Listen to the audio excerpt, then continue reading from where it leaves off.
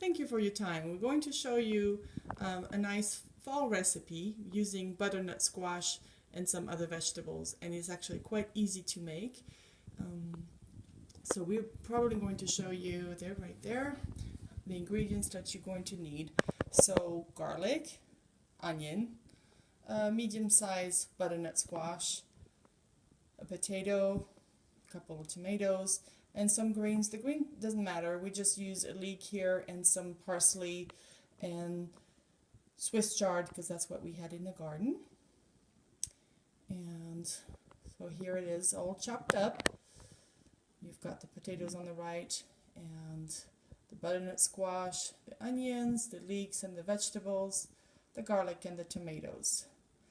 And first what we're going to do is stir fry the onions, the garlic, and then add the spices. We'll add the turmeric and the cumin and the salt and pepper, and we'll also add some of the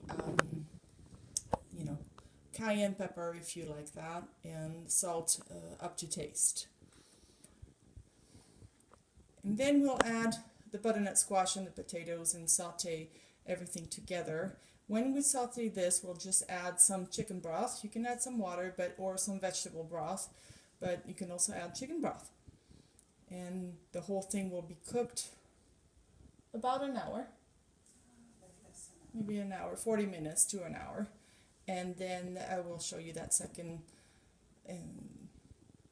stage, and then we'll blend everything and you'll have a butternut squash soup, which is excellent. And the quick I want to show you as well to use the fall fruits as well, which is pomegranate. It's really high in ellagic acid and really good for your liver.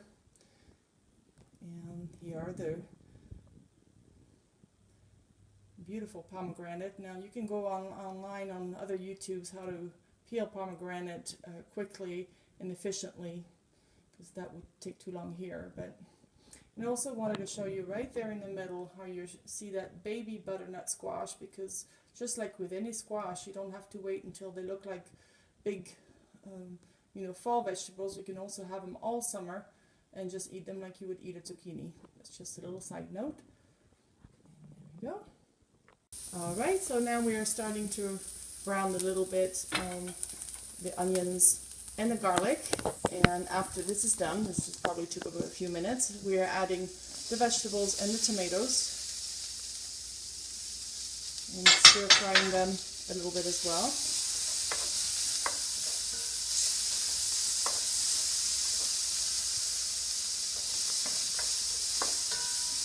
And then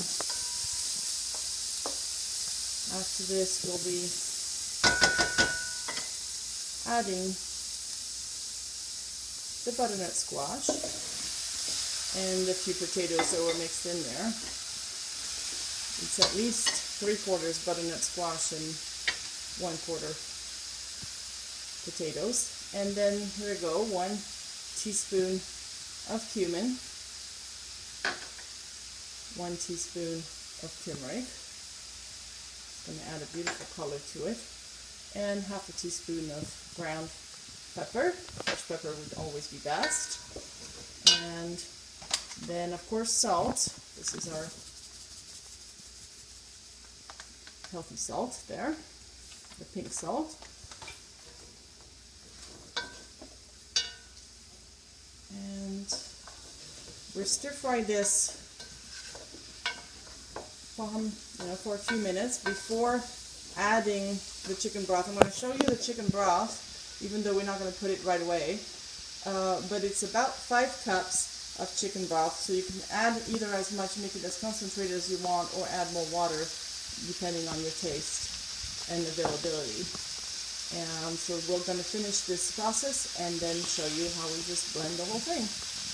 Alright, so after stir frying the vegetables for about 10 minutes, so remember we did the onions and the garlic separate, and then we added, after they were a little brown, we added the other vegetables, and we're going to do that for 10 minutes. And after that we added the chicken broth. It was 5 cups of chicken broth, and you can also add water if you're vegetarian, or some kind of broth that has more spices. And then you will, we also added all the spices. We added the turmeric, we added the cumin, and pepper and salt. So 20 minutes of cooking, we let it cool down before putting it in the blender. And to avoid the noise, we did that for you already. So this is the consistency of the soup. Slavic cream, creamy without cream. And that is now delicious.